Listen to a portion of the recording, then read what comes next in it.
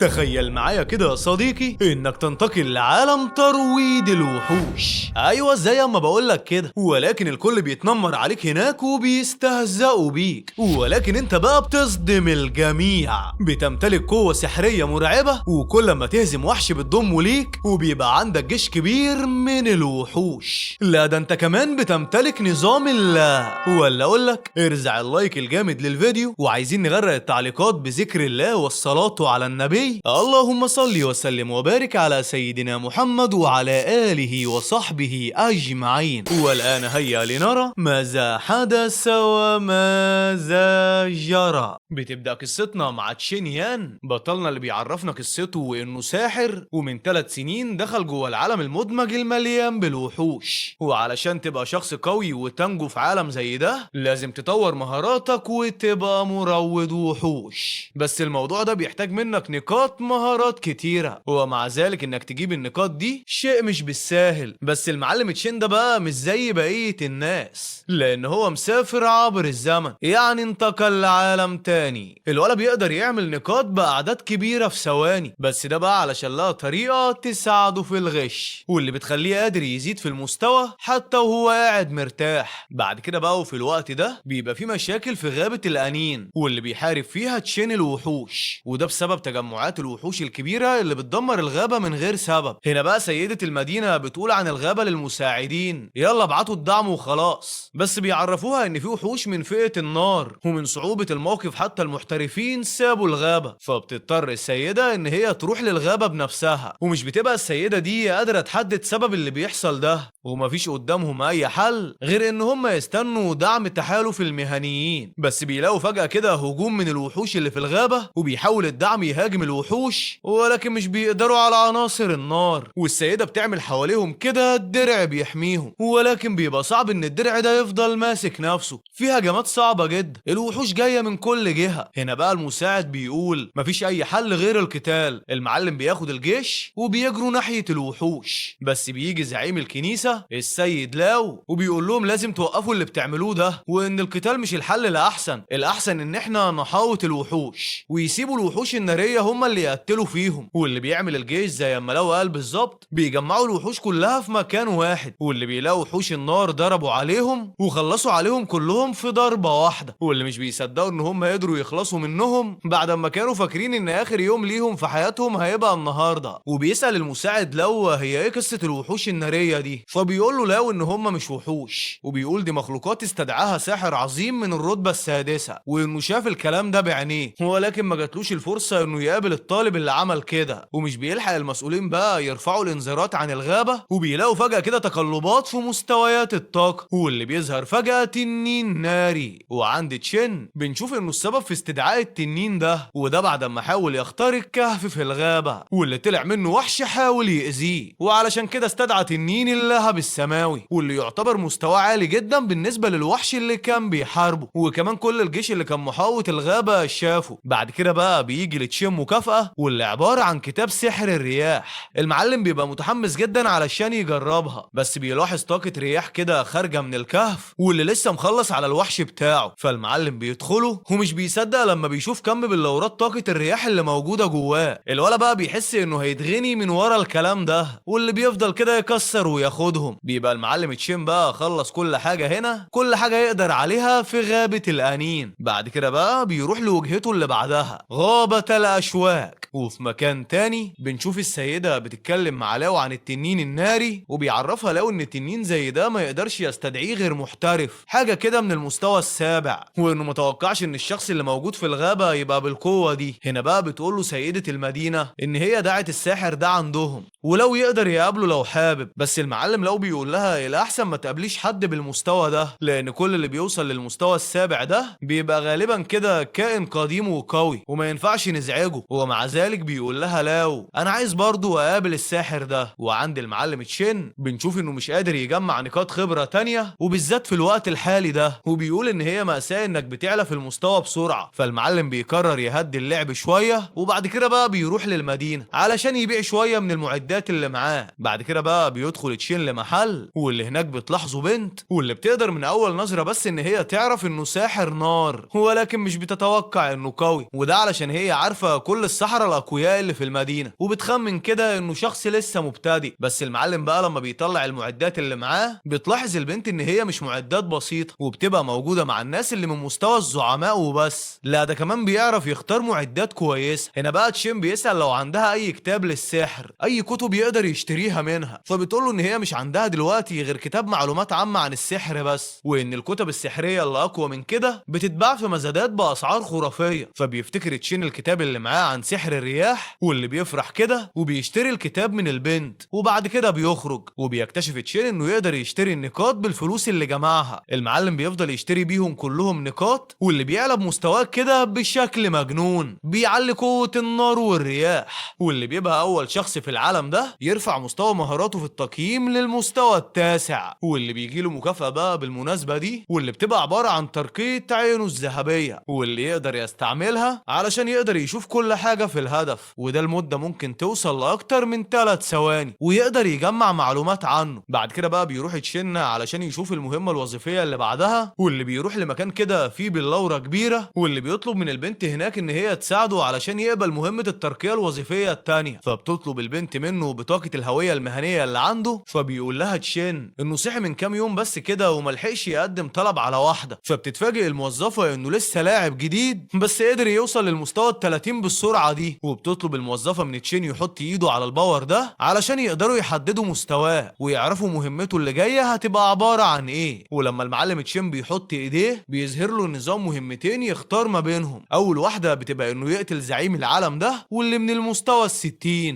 والمعروف بفارس الموت، وياخد لقب الملك، واللي مش بيسمع تشين حتى المهمة التانية وبيقبل المهمة. فبتسأله الموظفة انت متأكد انك عايز تقبل مهمة بالصعوبة دي؟ المعلم تشين بقى بيبقى واثق من قدراته ومش همه الموضوع ده، وبيقول ان لو شخص تاني كانت هتبقى مشكلة بجد، ولكن هو مش اي حد. واللي بيسأل تشين كده معلومات عن زعيم الموت، فبتعرفه الموظفة انه بيظهر كل 30 يوم بس، وبيبقى موجود في مناطق معينة في مدينة كنجلان، وبما ان اخر مرة ظهر فيها كانت من شهر يبقى النهاردة هيطلع تاني. فبيقرر تشين يجهز نفسه كده علشان يروح له بسرعة بدل ما يضطر يستنى شهر كامل، وبيستعمل تشين الانتقال الآني علشان يروح للمدينة، ولكن ما بيقدرش يفضل يستعمله على طول، وده علشان بيخليه تعبان. فالمعلم بيقرر يستعمل جناحاته وبيطير للمناطق الجنوبية، وده بالرغم ان الطيران ممنوع في المدينة، وبيقول لهم معلش بقى مستعجل. وعند مكان الزعيم ده بنشوف عصابة بيخوفوا اي حد بيحاول يجرب وعايز يقتل الوحش الزعيم، وده علشان يقتلوه هما وياخدوا كل الكنوز لنفسهم. واللي هنا بقى كده بيظهر الوحش اخيرا، بس بيحسوا ان في حاجة مختلفة مش ده اللي بيظهر كل مرة، وبيتساءلوا لو دي طفرة جينية. بيبقى شكلهم كده مدقدقين في الشغلانة، واللي بيقرروا يحاربوا بنفس الطريقة دي ويتجاهلوا التغيير اللي حصل. وبيحاول اول واحد فيهم كده يهاجم، ولكن مش بيقدروا يهزموه بنفس الطريقة التقليدية. واللي هنا بقى كده بيستوعبوا انه فعلا حصل له تغيير بجد. لقوا فوق كل ده بيلاقوا رجلهم كده اتثبتت في الارض كأن في رمال متحركة، واللي بيبقوا خلاص بيقولوا الشهادة وحاسين ان هم هيموتوا النهارده، لحد ما بيبصوا فوقيهم كده وبيلاحظوا وجود التنين الناري، وكمان تشين اللي بيبقى مجهز نفسه كويس. المعلم بيشرب مشروب كده بيزود من طاقة المانع، وده علشان يستعد للقتال كويس. واللي بيضرب تشين الزعيم كده بأقوى ضربة عنده، واللي بيبقى فاكر هو وأفراد العصابة إن أكيد الزعيم مات خلاص. بعد كده بقى بيروح تشين يجمع الكنوز، بس الزعيم بقى بيلاقيه ما حصلوش أي حاجة ولا كأنه اتضرب بضربة من المستوى السابع يا جدعان. فبيستعمل تشين هنا العين الذهبية علشان يشوف مهارات الزعيم. هنا بقى بيتصدم لما بيلاقيه إنه من المستوى ال200، وده بالرغم من إنه كان المفروض في المستوى ال60. والمستوى ده بقى بيخلي الأضرار الناتجة عن أي ضربة قليلة جدا. وبيقرر تشين يستعمل سحر كده يناسب مستوى الزعيم ده، وبيستعمل له كده سحر الرياح، حاجة بقى من بتوع المستوى السابع. فبيحاول الزعيم يهاجم ولكن ما بيقدرش يكمل ثانيتين بس قدام قوة تشين، ويا عيني بيموت. بعد كده بقى بيجمع تشين كل الكنوز اللي موجودة في المكان في الوقت اللي كل أفراد العصابة فيه مغمى عليهم، وبيخلع من المكان بسرعة. واللي بيبقى في الوقت ده حوار إن الزعيم المتحول ظهر في المدينة وصل للاو، والكل مش فاهم ايه اللي حصل وايه اللي خلاه يغير عادته كده. واللي بيوصل لاو لمكان ظهور الوحش، واللي بيتفاجئ لما بيلاقي ان حد قدر يخلص عليه، وبيلاحظ وجود ناس لسه عايشين في المكان. فالمعلم بيستجوبهم، واللي بيبدأ واحد منهم يحكي كل اللي حصل في القتال واللي كان ما بين الزعيم وما بين تشين، وان هم لولا انه ظهر فجأة كان زمانهم تحت التراب دلوقتي. فبيقول لاو محدش يقدر يعمل دمار زي ده غير ساحر من المستوى السابع. هنا بقى المساعد بيسأله لو يقصد وجود اكتر من ساحر من المستوى السابع وان واحد منهم ظهر هنا، بس المعلم لاو بيلاحظ انه نفس الشخص اللي ظهر في غابة الانين، لا ده كمان بيتصدم اكتر وانه قادر يستعمل قوة الرياح والنار، وكمان كون ان كل افراد العصابة ما حصلهمش اي ضرر، فالشخص صاحب السحر عنده قوة بتخليه يحدد الهدف اللي هو عايز يقتله، الهدف وبس. وبيجمع لاو بصمة الساحر ده علشان لو قابله في يوم يتعرف عليه. بعد كده بقى بيمشي لاو من المكان وبيلاحظ وهو ماشي تشين وان عنده نفس البصمة السحرية. المعلم بيعمل له كده مسح فبيلاقي انه في المستوى ال30 من العالم ده ومفيش اي حاجة مميزة عنده، مع ان المنى اللي عنده عالية. بعد كده بقى بيروح لاو لرئيس مدينة ازورا واللي بيفضل يشكرهم علشان يقدروا يخلصوا على الوحش وانقذوهم من العطل اللي حصل اللي ما كانش مفهوم بالنسبة لهم. بس المعلم لاو بيبلغه ان مش هم اللي قتلوا الوحش اساسا، فبيتصدم الرئيس بس برضه بيفرح بالخبر وبيقول له ان هم محتاجين يدوروا على الشخص اللي قدر يقتل الزعيم ده ولازم يتصاحبوا عليه، وساعتها بقى ممكن يستفادوا منه في خدمة المدينة، واللي بيطلب منهم لو شافوه في اي مكان يبلغوه فورا. بعد كده بقى بيروح المعلم تشين لمكان تغيير الوظائف، بيرجع مرة تانية وهنا بتتصدم الموظفة بتقول له ايه يا عمنا ده ما عداش غير ساعتين بس، وبتقول له يقدر يتقدم ويلمس البلورة تاني علشان يتأكدوا من المعلومات. بعد كده بقى تشين بيخلص واللي بيلاقي انه فعلا اترقى في المستوى وبيسيب المكان وبيمشي. بعد كده بقى وفي البيت بيفكر تشين في الموضوع كده، ومع انه اكتسب مهارات جديدة بعد الترقية في الوظيفة بس كل النقاط استثمرها في قوة الرياح وما قدرش يرتقي بسيف الصقيع ولا درع المانع. وتشين بيقرر انه هيروح يبيع شوية من الكنوز اللي جمعها، وبالتحديد الكنوز اللي كسبها من قتل الوحش الزعيم، وبالفلوس اللي هتجيله يرقي نفسه اكتر من كده. بعد كده بقى بيروح المحل واللي هناك بتفرح البنت البياعة لما بتشوف ان كلهم موارد نادرة، والمعلم تشين بيقول لها معلش بقى حاجة خفيفة كده، واللي بيسأل تشين بعد ما بيخلص حسابه لو وصلوا لمستوى البلورة السحرية الخارقة، فبتحذره البنت انه ما ينفعش يجيب سيرة حاجة زي دي، وده علشان البلورات السحرية الخارقة مش متصرح بيها وبيعها بيتعاقب عليه بالسجن. فالمعلم تشين بيقول انه سمع عن الموضوع ده بالصدفة وعلشان كده سأل، فبتقول له البنت ان هم من الموارد الاستراتيجية وكلهم تحت تصرف الدولة وبس، وده بسبب الميزات اللي ممكن تديها لصاحبها، واللي بتبقى الطريقة الوحيدة علشان تشين يوصل لها هو انه يشترك في تحالف محترف او نقابة رسمية ويجمع نقاط ويبدلها بيها. هنا بقى بيسألها تشين لو في طريقة اسرع من كده، فبتعرفوا البنت ان ممكن عن طريق الجامعات، وكمان الدولة ساعات بتخصص باللورات بشكل منتظم، يعني لو قدر يدخل المسابقات بتاعتها ممكن تجيب له فرصة. وبتعرفوا البنت كمان ان في اختبارات قبول الجامعات السنة دي واللي هيبقى فيه مكافآت مميزة جدا، وممكن تبقى البلورات دي جزء منها، وممكن بقوته يقدر يجيب واحدة. وبياخد تشين الفلوس اللي جمعها من بيع الكنوز واللي بيبدأ يقوي مهاراته كده واحدة ورا التانية، وبيلاحظ ان قتله للوحش الزعيم خلاه يبقى عنده قوة تقليل الضرر من الهجمات زي اللي كانت عنده بالظبط، وكمان بقى عنده فرصة ممكن يستعملها علشان يقدر ينجو من الموت، وقوات تانية زي التحكم في حصار الأرواح. والمعلم بقى بيبقى متفائل بكل القدرات دي واللي هتساعده جدا في المستقبل بكل سهولة لو داخل في أي قتال. وبيلاحظ تشين فجأة كده إنه موبايله بيرن وبيستغرب مين اللي هيدور عليه في العالم ده. المعلم بيفتح موبايله كده وبيلاقي رسالة بتطلب منه إنه يروح المدرسة دلوقتي حالا، وده بسبب وجود حالة طارئة ليها علاقة بمستقبله. واللي بالفعل المعلم تشين بيروح للمدرسة فبيستغرب إن هي فاضية تماما. فبعد كده بقى بيروح لمكتب المدير وبيعرفه بالرسالة، فبيفهموا المدير إن على أطراف المدينة حصل انفجار لهالة سحرية سحيقة وظهر نسخة مؤقتة، ولازم علشان الشخص يشارك فيها لازم يبقى ساحر، وكل الطلاب اللي درسوا السحر راحوا يشوفوا الوضع. وبيبقى المعلم تشين مش فاهم اي حاجة من الكلام ده، وايه الهالة السحرية السحيقة دي وليه اللي بيخشها السحرة بس. هنا بقى بيقول له المدير ان في معارف كتير مش موجودة في كتب المدرسة، وبيشرح له ان في كوكب ازرق في عالم موازي مليان وحوش، وعملوا نظام اجتماعي حضاري فريد خاص بيهم. لا ده ساعات بيحصل شكوك في الزمكان وبتنتقل الوحوش لهناك، يعني هيبقى في وحوش من مستويات عالية، يعني كده الخطورة هتزيد والمكافآت هتزيد. وبيقول المدير لتشين انه لو كسب هيبقى عنده لقب مجرب الهاوية، فبيقول له تشين انت هتستعبط، ده لقب عادي جدا. فبيشرح له المدير ان مش اي حد بياخد اللقب ده، الشخص المؤهل بس، وده علشان يقدر يتحدى ابراج الهاوية التانية اصعب، لا ده كمان قواعد اللعبة المرة دي انه يفضل عايش لمدة 3 ساعات بس مش محتاج حتى يقتل وحوش. بعد كده بقى بياخد المدير تشين لمكان المسابقة، واللي هناك بيشوف اعداد كبيرة كده مستنيينه، وده علشان الخبر انتشر بسرعة واللي وصل حتى للمدن اللي جنبهم. وبيقابل الاتنين لاو، واللي بيتعرف على تشين لما بيسمع اسمه بس من حفيدته اللي بتذكره دايما. وهنا بقى المدير بيطلب من لاو يدخل تشين الاول قبل البقية، واللي بالفعل بياخدوا لاو كده علشان يدخله. بس فجأة كده بيلاقي حفيدته شياو طالعة تعيط من البوابة، وده بسبب ان الزنزانة مليانة وحوش ومفيش جوه اي منطقة امنة، يعني لو وقفت ثانية واحدة بس فهتتهاجم من كل اتجاه. وعمها اداها لفافة الانتقال الآني، اللفافة الوحيدة، وقال لهم يلا اهربوا، واللي وقف هو كده في وش الوحوش. واللي بيفضل كل شويه كده يطلع ناس جديده من الزنزانه وهم بيطلبوا المساعده، واللي بيجي طلاب كليه تيانشو بكل ثقه وبيتريقوا على تشين، بيقولوا له احنا بقى اللي هندخل وهنوري الكل ازاي نكسب. لا ده كمان بيبقى معاهم كده خريطه الكترونيه واللي عملتها الكليه بتاعتهم. بس في الاخر بيدخل تشين قبلهم وبيقول للمدير انا اللي هنقذ زمايلي، وده علشان المدير حاسس بالذنب وانه ما عملش تحريات كويس عن الزنزانه دي. واللي بيبقى الكل مصدوم بقى من تسرع تشين ده، وانه داخل لوحده، يعني حتى معهوش فريق، وده بالرغم من كل اللي شافه دلوقتي. ومش بيقضي تشين 5 ثواني بس جوه الزنزانه دي وبيلاقي وحوش جايه عليه. المعلم بيستعمل قوته علشان يقدر يعرف نقاط ضعفهم. الولا بقى بيفرح جدا لما بيلاقيها النار، يعني الحاجة اللي هي تخصصه. الولا بيخلص عليهم في ثواني ومش بيلحق يرتاح، وبيلاقي مجموعة تانية من الوحوش فبيهاجمهم بالسهام. واللي بيبقى السحر وقوة الحياة اساسا بيجذبوا الوحوش، الكل جاي عليه. الولا بقى بيلاقي ان امن طريقة علشان يقدر عايش بيها جوه الزنزانة دي انه يخلص على كل الوحوش بدل ما يهرب منها. فبيستعمل تشين اقصى قوة عنده علشان يخلص على كل الوحوش اللي هنا يلا كده مرة واحدة، وده بمساعدة عناصر النار بتاعته. الولا بعد كده بيطير على مكان تاني جوه الزنزانة دي وبيستعمل العين الذهبية، واللي بيلاحظ وجود ظلال ملونة، واللي بيقرب منها علشان يكتشف ان هم لاعبين محترفين، واللي كل ما بيزيد احترافك كل ما بتنور اكتر. وبيبقى في مجموعة من الطلبة ماشيين في المدينة وبيلاحظوا ان كل ما بتتعمق فيها اكتر بتزيد درجات الحرارة، وبتحس كده كأنك جوه فرن بيغلي. وبيلاحظوا الطلاب كده فجأة نور عالي جدا، وهنا بقى بيستغربوا، وده علشان كل الوحوش اللي في المدينة من نوعية الظلام، وكمان ده غير ان هي معروفة بمدينة الظلام. واللي لما بيركزوا بيطلع انه النور بتاع تشين اللي بينور بشكل عالي جدا، واللي بيطلع لتشين من تحت الارض وحش من المستوى 222، يعني اكتر حتى من زعيم الموت اللي قتله قبل كده. بس بيقرر تشين يخلص عليه، لازم يعمل كده في اسرع وقت علشان يخلص من الزنزانة دي، ولان من الواضح كده ان هو ده الزعيم اللي هنا. واللي بيضربه ضربة قوية كده بتخلص على زعيم الزنزانة، واللي بيبقى كده قدر يخلص الزنزانة وبياخد اللقب. وبيقول لا ده الموضوع طلع سهل جدا يا جدعان اهو. واللي بيبقى لازم يطلع بسرعة على بوابة النقل الآني، وده علشان المدينة هتقفل بما انه خلص الدور خلاص ودمر قلب المدينة.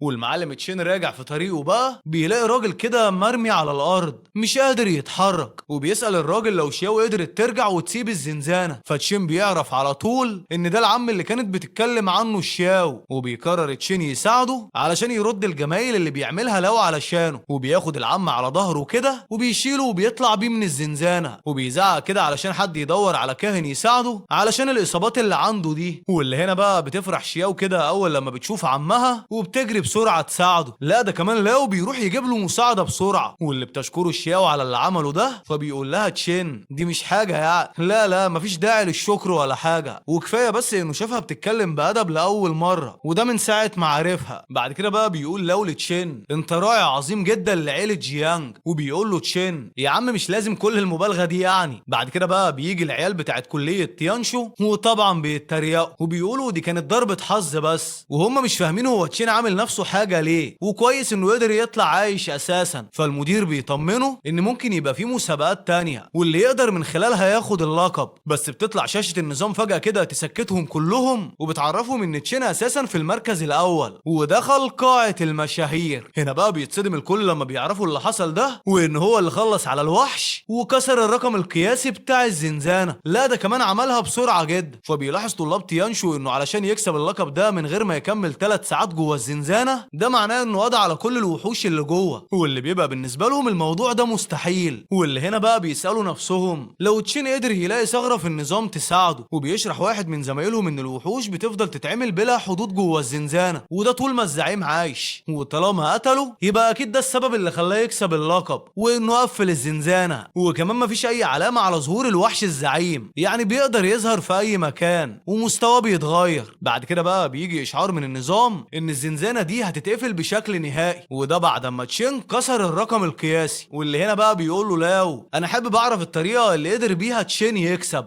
ده حتى المدير بيبقى متحمس انه يسمع القصة. بيبقى تشين مش عايز يقول لهم، فبيفكر كده يخترع اي قصة يقولها. المعلم بيفضل كده يهبد اي قصة ومش عارف حتى ايه اللي حصل. الولا كان خايف ومرعوب بس، وبيحاول يساعد المصابين. وبيحاول طلبة تيانشو يشوفوا ذكريات اي شخص من اللي كانوا موجودين جوه في نفس المكان علشان يشوفوا اللي حصل بجد. وبيشوف الوحش الزعيم وانه خرج من العدم، فبيحس وقتها الطالب بالاحترام لتشين علشان لو مكانه كان زمانه اترعب. وبيغير رأيه فيه، وبيشوف انه طالب موهوب. وبيستغرب زمايله من تغيير الرأي ده، وبيقول الطالب انه مدرب اول في اكاديمية تيانشو ولازم يخلي عينيه على الفرص الاستثمارية الكويسة. وبيفكر الطالب في سره كده ان تشين ده دخل لقاعة المشاهير في سن صغير، يعني لو ضموه لكليتهم هتبقى فرصة كويسة وهيعزز من اسمهم كمان. بعد كده بقى بيروح الطالب يسأل تشين مش حابب تنضم للأكاديمية؟ احنا هنقدر بسهولة نجيب لك مكان في اختبارات القبول. وبيقول له المدير يلا لازم توافق، وان هي جامعة من احسن 50 جامعة في البلد ومميزاتها كتيرة والتعيين فيها سهل. بيبقى الكل متوقع بقى يوافق على طول، ولكن على عكس توقعاتهم كلهم بيقول تشين انه مش مهتم بالعرض ده. وبيقول لو كده بعد ما اعضاء الاكاديمية بيمشوا انه ضيع على نفسه فرصة كبيرة. وبيقول تشين بس انا مش مهتم علشان كانوا مغرورين معايا، وان كده كده امتحان قبول الجامعات الوطني هيبقى في خلال 10 ايام، وانه هيثبت قوته فيه واكيد هيلاقي اكاديمية تستاهله بجد. بعد كده بقى وفي مكان ما المسؤولين عن المدينة بيشوفوا ذكريات الطلبة والوحوش اللي كانت في الزنزانة، وبيتكلموا عن ان وحش من المستوى ده محتاج على الاقل الحد من المستوى التاسع، يعني مش اي حد يقدر يقتله. وبيقرروا كده يجيبوا خبير يحلل الوضع ده، واللي بيبقوا مبهورين بقوة تشين واللي بيصفوه على انه عبقري. بعد كده بقوا في البيت عند تشين، واللي بيلاقي ان عيلة جيانج بعتوله كده معدات كتيرة علشان يشكروه على انقاذ حد منهم، واللي بيبيعهم تشين وبيبقى مليونير. المعلم بيقدر يفتح بقى ميزات جديدة، واللي بيفضل تشين قاعد طول الليل كده يفكر في المهارات اللي ناوي يطورها، وده بالفلوس اللي هياخدها. المعلم بيقرر يطور مهارات المستوى التاسع في النهاية، واللي بيلاقي نفسه انتقل فجأة كده لمكان غريب واللي مليان تعويذات نجمية ونيازك نارية خطيرة. المعلم بيعرف هنا بقى انه وصل لقوة تدميرية كبيرة جدا، واللي بيصحى تشين فجأة من النوم واللي بيكون مخضوض، وبيستوعب انه دخل لعالم التعويذ المحظورة، وده بعد ما وصل للمستوى التاسع. وقوة النار الحالية اللي عنده كافية ان هي تدوب قارة كاملة او يبخر بيها المحيط كله. وهنا بيقرر تشين يحط هدفه اللي جاي، واللي هي ترقية كل المهارات للمستوى التاسع. وبياخد تشين بصة كده على اللي بتستهلكه مهاراته الجديدة، بيشوف يعني هتاخد منه طاقة قد ايه، فبيلاقي ان هي بتستهلك كم كبير جدا وبتحتاج وقت للراحة. فالمعلم بقى بيحمد ربنا ان قدراته من المستوى الثامن، واللي مش بتخليه بيستهلك اي طاقة في استخدام المهارات، والا ما كانش قادر يفضل دقيقتين على بعض في المستوى التاسع كده. بعد كده بقى بيروح المعلم تشين للمدرسة علشان يحضر اجتماع قبل الامتحان الوطني، وبيقابل تشين هناك كده واحد زميله واللي بيفضل يطبله وبيقول له ايه ده يا عمنا، انت شكلك بقيت قوي قوي وما رضيتش تيجي معايا تتدرب لما قلت لك تيجي تتدرب معايا. واللي بيقول له ان هم هيفضلوا اخوات حتى لو في المستقبل كل واحد فيهم راح لطريق. بعد كده بقى بيروح الكل على محطة القطار بعد الاجتماع ده علشان يركبوا القطار اللي هيوصلهم لمحطة الامتحان، بس بتحذرهم المدرسة ان الغش ممنوع تماما، يعني لو حد غش فهيتمنع من دخول الامتحان بقية حياته كلها. بعد كده بقى في القطار بيتكلم زميل تشين معاه عن انه حاسس بالتوتر وان ابوه هيكسر رجله لو ما جابش درجة كويسة في الامتحان اللي جاي. بس المعلم تشين بقى مش بيبقى باين عليه اي توتر خالص، وبيستغرب زميله من الهدوء ده كله، واللي بيفضل يسأله عن مستواه الحقيقي. وبيقول الزميل لتشين انه كان خايف عليه انه ما يقدرش يجيب اي درجة، كان خايف ما يدخلش الاكاديمية، وبيعرفه انه كل ما زاد مستوى فبيزيد صعوبة الاختبار، واللي بيزيد معاها الدرجات والنتيجة النهائية. حقيقية، وبيحاول زميله يستعمل قوته كده علشان يحدد مستوى تشين، ولكن بيلاقي ان النظام بيرفض، فزميله بيطمن شوية وبيقول له على الاقل مستواك في العشرينات، لان تقنية تحديد المستوى اللي عندي مش بتقدر تشوف اكتر من 15. واللي بتسمع بنت جنبهم الكلام ده وبتقول ان المستوى العشرين ده صعب جدا، وبيوافقها الكل رأيها، وهم بيتكلموا عن مستواهم بقى اللي اقل من العشرين، بس بيقولوا ان هي اقل حاجة متوقعة من تشين، واللي بيقاطعهم طلاب من مدرسة تانية كده وبيتريقوا عليهم، وان هم شايفين ان المستوى العشرين ده حاجة عالية، وبيقولوا ده اكيد التعليم في المدارس الريفية، معلش. فبيستعمل تشين العين الذهبية وبيلاقي ان كل واحد فيهم اعلى من المستوى العشرين بحاجة بسيطة بس، وبيستغرب غطرستهم دي، واللي بيبقى زميل تشين اتغاظ